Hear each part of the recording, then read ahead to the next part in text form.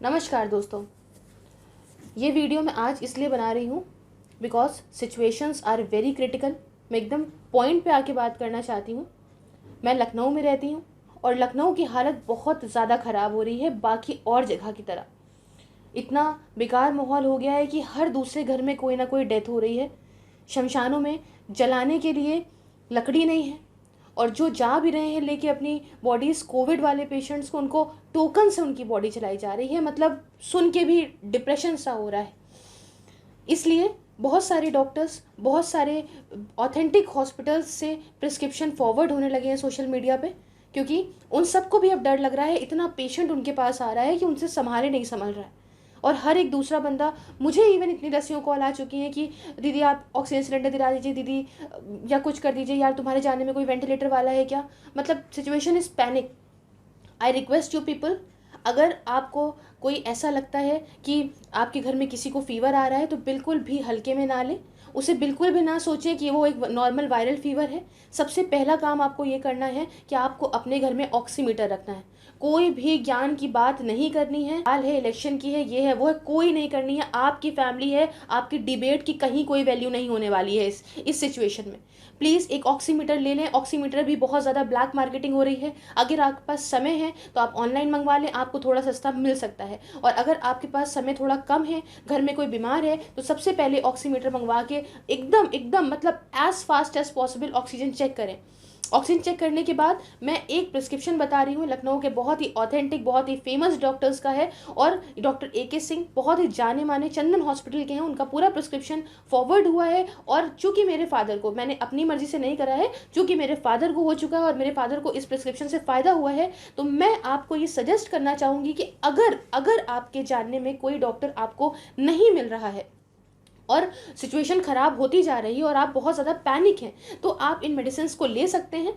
लेकिन अगर आपके जानने में कोई डॉक्टर है तो एक बार उससे आप कंसल्ट इन मेडिसिन को लेके ज़रूर कर लें। अदरवाइज़ ये मत सोचिएगा कि मैम ने बस बता दिया।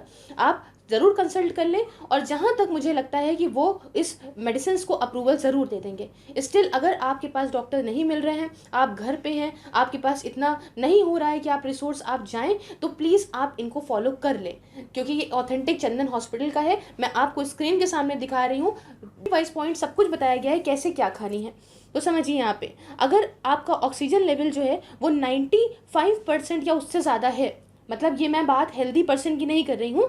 अगर कोई पर्सन को फीवर लग रहा है, खांसी लग रही है, टायर्डनेस लग रही है, या डायरिया हो रहा है, या पेट में दर्द है, सर में दर्द है, आंखों में जलन है, कोई भी ऐसा कोविड का सिम्टम है और उसकी ऑक्सीजन 95 या उससे अबव है, तो सबसे पहले तो क्या करना है, आपको CBC मतलब कंप्लीट ब्लड काउंट का टेस्ट करवाना है, LFT, KFT, साथ में डी डाइमर का टेस्ट होता है, क्योंकि कोरोना अक्सर जो है वो कहीं ना कहीं क्लॉट छोड़ के जाता है बॉडी के अंदर। तो इससे ये होगा कि आपको उससे ब्लड थिन करने की मेडिसिन बाद में मिल जाएंगी, सो दैट कि आपको कहीं पे भी हार्ट अटैक आने का या ब्रेन हैमरेज होने का खतरा नहीं रह जाएगा। अब समझिए, उसके साथ यहाँ पे जो टेस्ट हैं ये बाद में होंगे, जो HRCT वगैरह, अगर हालत बहुत ज़्यादा पेशेंट की ख़राब हो रही है तो।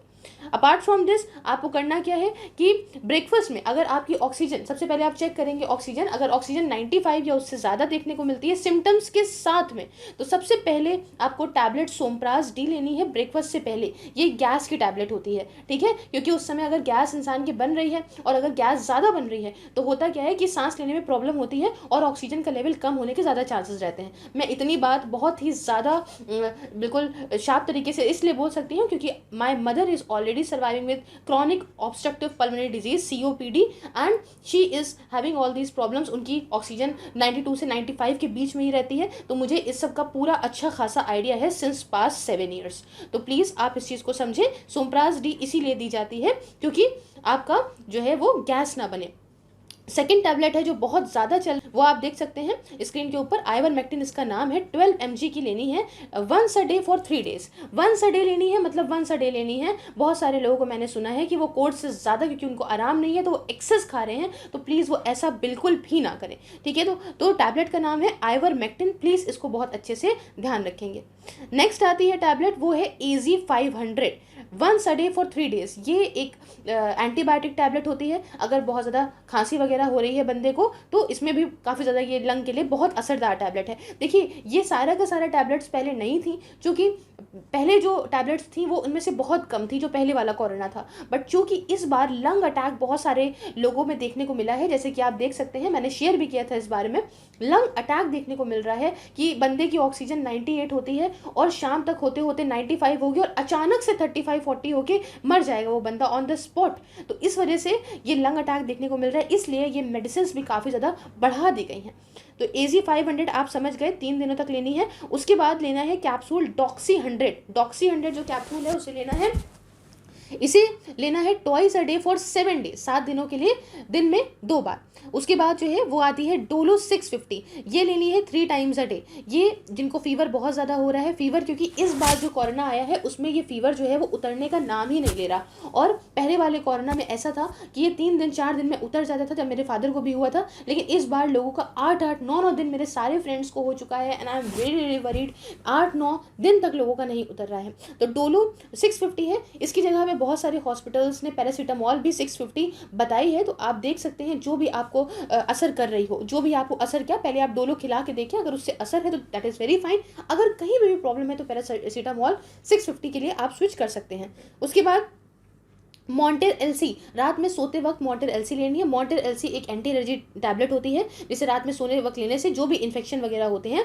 वो कम हो जाते हैं। उसके बाद ये एक सिरप आता है आर्किटॉल नैनो 60 के, ये वंस इन अ वीक, एक बार हफ्ते में लेना है। ये 5 ml का सिरप होगा, आपको शीशी के अंदर मिल जाएगा, और ये सिरप इतना इंपॉर्टेंट इसलिए है क्योंकि विटामिन डी है। इसके साथ ये कैप्सूल बीको जिंक आती है, आपको वंस इन अ डे लेनी है, खासकर अगर आप इसको बेड टाइम ले लेंगे तो that is very very fine, कोई दिक्कत नहीं होगी। और ये जिंक टैबलेट है, जिंक कोरोना को हराने में भी कारगर है, और उसके साथ साथ एक जिंक का फायदा ये भी है कि जो भी कमजोरी लगती है बॉडी के अंदर, उस कमजोरी को यहाँ पे दूर करेगी। तो ये टैबलेट बहुत इंपॉर्टेंट है। उसके साथ tablet Limcee thrice a day, जो कि कोरोना बहुत ज़्यादा हाई लेवल पे है, इसकी जब तक के लिए ये मेडिकेशन चल रही हैं तब तक के लिए कोई दिक्कत नहीं है, ये थ्राइस अ डे आप ले सकते हैं। और जो हेल्दी लोग हैं वो वंस या ट्वाइस अ डे भी ले सकते हैं, लिम्सी में कोई प्रॉब्लम नहीं होती है। शॉर्टेज भी है ये मार्केट के अंदर, तो प्लीज़ इसे देख लें और जल्दी से ले आएँ अगर आपको लगता है। उसके बाद जो नेक्स्ट टैबलेट आती है, आप स्क्रीन पे देखिए, टैबलेट का नाम है विजिलैक, इसे ट्वाइस अ डे लेना है, मतलब एक दिन में 2 बार इसको लेना है।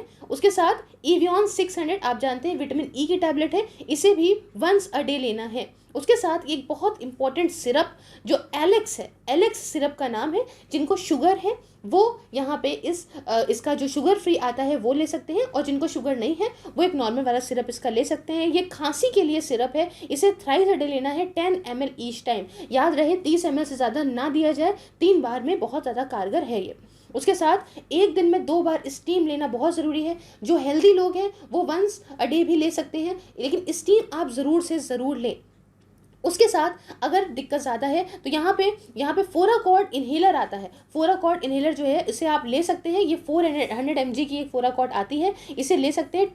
2 पफ लेने हैं ट्वाइस अ डे, ठीक है। इसमें आपका एक पूरी मशीन आएगी, उसके अंदर टैबलेट डालनी होगी। अगर आपने नहीं देखा है, आपके घर में कोई ऐसा सिचुएशन में नहीं आया है, तो प्लीज़ आप यूट्यूब देख लें, उसमें ऐसे करके टैबलेट डलती है उनकी मशीन जो होती है उसके अंदर, और उसके बाद वो ऐसे करके रोटेट करते हैं। 2 तरह की मशीन आती हैं, एक में तो आप खाली सिर्फ डाल देते हैं, वो तो थोड़ी सी महंगी होगी और थोड़ी सी अलग तरह की होगी, और एक जो नॉर्मल रेट की आती है उसमें सिर्फ टैबलेट आपको पुट करनी पड़ती है और नीचे से खटका घुमाना पड़ता है। घुमाते ही आपको सारी सांस को बाहर निकाल देना है, और जब आप उसको मुंह में लगाओगे तो एकदम से आपको इनहेल करना है। तो जैसे ही आप उसको इनहेल करोगे तो वो 2 सेकंड के लिए आप अपना मुंह बंद करेंगे, और उसके बाद वो यहाँ पे आपकी छाती में जाके वो चिपकेगी। फिर आपको 2 सेकंड रुक के फिर दूसरा वाला इनहेल लेना है, और फिर 2 सेकंड के लिए रुकना है। ऐसे रुकने के बाद आप उसके बाद जाके तुरंत गार्गिल नहीं, आप कुल्ला ज़रूर कर लें, वो भी पीने वाले पानी से। अब आपको मॉनिटर करना है कि क्या पेशेंट की ऑक्सीजन 91 से 94 के बीच में तो नहीं। अगर 91 से 94 के बीच में है तो जितनी मेडिसिन मैंने ऊपर बताई उनके साथ कुछ मेडिसिन आपको और देनी होगी। जैसे कि सबसे पहली मेडिसिन है फोराकॉल रेस्प्यूल। देखिए, ये 1 ml की रेस्प्यूल होती है, एक आपको पत्ते के अंदर 5 रेस्प्यूल्स देखने को मिलेंगी। इससे नेबुलाइजेशन कराना होगा। मास्क पे लगाते हैं ना, मास्क लगा के नेबुलाइज करवाते हैं, तो वो नेबुलाइजेशन करवाना होगा अगर पेशेंट की जो ऑक्सीजन है इतनी देखने को मिलती है। देखिए, बहुत ज़रूरी है, इसमें कोई रिस्क नहीं है, क्योंकि मैं अपनी मदर को, खैर उनको तो प्रॉब्लम ही है, तो मैं एज अ पर्सनल लेवल आपको बता रही हूँ। मैं तो पिछले 2 साल से उनको, 1.5 साल से दे रही हूँ ये चीज़। उनके साथ और भी नेबुलाइजेशन चलते हैं, लेकिन फिलहाल अभी इस क्रिटिकल टाइम में फोराकॉर्ड बहुत ज़्यादा ज़रूरी है, क्योंकि ये इसका नेबुलाइजेशन कोविड के कीटाणु को थोड़ा दूर रखता है। ठीक है, उसके साथ यहाँ पे दूसरी आती है टैबलेट का नाम है फेबी फ्लू। काफ़ी इंपॉर्टेंट टैबलेट है, यहाँ समझिएगा। ये कोर्स आप देख लीजिए, स्क्रीन के ऊपर ये देख लीजिए। ये कोर्स इतना इंपॉर्टेंट इसलिए होता है, इसको बीच में बिल्कुल नहीं तोड़ना है। बिल्कुल नहीं तोड़ना है कि 2 दिन खिला दिया और उसके बाद छोड़ दिया, नहीं, बिल्कुल नहीं करना है। Fabiflu 1800 twice a day on 1 day. जो पहले दिन आप खिलाएंगे तो 1800 mg की 2 टैबलेट यहाँ पे, मतलब 400 mg की एक आती है, तो 1800 मतलब यहाँ पे समझ लीजिए कैसे आपको कराना है। तो 1800 ट्वाइस अ डे आएगी। ठीक है, उसके बाद यहाँ पे फिर बाकी के जो 9 दिन होंगे, आगे के 9 दिन जो होंगे, उसमें जो है वो 800 mg ट्वाइस अ डे देनी है। यहाँ समझ लिए, आप समझ गए इस बात को, मतलब 2 टैबलेट सुबह, 2 टैबलेट शाम को, इस तरह से देनी है। और ये बात बहुत अच्छे से याद रखिएगा कि इसको बिल्कुल हल्के में नहीं लेना है। अगर ये 3 दिन के बाद पेशेंट को आराम भी आ जाता है, तब भी इस टैबलेट को बिल्कुल मत रोकिएगा, क्योंकि ये मैंने अपने डॉक्टर से जब पूछा था तो उन्होंने कहा था इस कोर्स को एक बार स्टार्ट कर लिया तो इसको बिल्कुल भी रोकने की ज़रूरत नहीं है। तो फिर आई रिपीट, टैबलेट का नाम है फेबी फ्लू, 1800 mg की है, ट्वाइस अ डे आपको देनी है। 1800 mg मतलब टोटल 3600 mg, जो मतलब जितनी भी टैबलेट, मान ली 400 mg की टैबलेट है तो आपको जिस हिसाब से देनी है 4 चौक 16। उसके बाद यहाँ पे आधी टैबलेट और, मतलब 4.5 टैबलेट सुबह, 4.5 टैबलेट शाम को, पहले दिन। उसके बाद के सारे दिन कितने, 800 mg। उसके बाद आती है बात तीसरे नंबर की। तीसरी टैबलेट है मेड्रोल 16। ये आपको twice a day after meals देनी है। देखिए, ये टैबलेट्स में बढ़ोतरी इसलिए हुई है क्योंकि इस बार का जो कोविड है वो बहुत ज़्यादा खतरनाक है। सेकेंड वेव का कोविड, इसमें लंग अटैक भी है, इस वजह से ये कुछ मेडिसिन बहुत ज़्यादा बढ़ा दी गई हैं। लेकिन यकीन करिए, इसमें से ज़्यादातर मेडिसिन तो इसलिए हैं ताकि आप मजबूत रहें, और कुछ मेडिसिन आपके लंग को बचाने के लिए हैं। तो इतना समझिएगा। चौथी टैबलेट आती है टैबलेट म्यूसिनैक 600। ये भी आपको ट्वाइस अ डे देनी है। ये आधा गिलास पानी में डिज़ोल्व करके दे देनी है। और आखिरी में आती है टैबलेट जेराल्टो 10। ये 1 अ डे देनी है आपको। ये टैबलेट इसलिए है ताकि खून पतला रहे। जब आपका डी डाइमर टेस्ट होगा, जैसे कि मैंने ऊपर बताया, ये आपको पता चल जाएगा क्लॉटिंग है कि नहीं है, कहीं पे छूटा है कि नहीं छूटा है। एक लिमिट के अंदर आता है, ये उस लिमिट के अंदर से बाहर आता है तो जेराल्टो देनी पड़ेगी। आप आई थिंक 900 समथिंग का पत्ता होता है इसका, और अगर जो है आप बाहर से लेते हैं तो शायद 1000 समथिंग का है, ऑनलाइन शायद 840 का है, तो आप ये अपने हिसाब से देख के कर सकते हैं। लेकिन अगर तीसरी और आखिरी बात, अगर ऑक्सीजन सैचुरेशन यहाँ पे आपका 90% या 90% से कम किसी पेशेंट का देखने को मिलता है, तो प्लीज़ अर्जेंट बेसिस पे हॉस्पिटलाइज करा दें उसको। ये मतलब मैं बिल्कुल नहीं चाहती ऐसा हो, बट अगर ऐसा होता है तो बहुत ही सीरियसली उसको करा दें। बहुत सारे ऑक्सीजन सिलेंडर्स अवेलेबल हैं, तो अवेलेबल क्या है, बहुत जद्दोजहद से मिलेंगे। तो अगर आप लखनऊ में हैं तो मैं कुछ नंबर्स यहाँ पे अटैच कर दे रही हूँ, अगर आप इनसे कांटेक्ट कर सकते हैं तो आप कर सकते हैं, तो ऑक्सीजन सिलेंडर मिल जाएगा। लेकिन तब भी एक डॉक्टर की देख रेख की बात अलग होती है। अब कहीं पे अगर अस्पताल में बेड अवेलेबल है तो प्लीज़ वहाँ पे करें। दुआ है कि सब लोग सेफ रहें, सब लोग जल्दी से ठीक हो जाएं, और प्लीज़ प्लीज़ प्लीज़ प्रिकॉशंस लें। जो भी हल्के में ले रहे हैं वो प्लीज़ प्रिकॉशंस लें, प्लीज़ प्रिकॉशंस लें। मास्क लगाएं, ध्यान रखें, अर्जेंट ना हो तो घर से बाहर मत निकलें, कोई ऐसी ज़रूरत नहीं है। It is very very very important, very important, यकीन करिए, वेरी इंपॉर्टेंट। कोई बहस की बात नहीं, क्योंकि होता क्या है ना, जितना ज़्यादा लोग जिसको जानते हैं उतनी ज़्यादा खबर मिलती है, चाहे वो अच्छी हो चाहे वो बुरी हो। और इस बार मुझे लगता है बुरी खबरें ज़्यादा, हवाओं में मातम का माहौल है। प्लीज़ ध्यान रखें, अपना सेफ रहें। I wish for this speedy recovery for everybody. Have a nice day.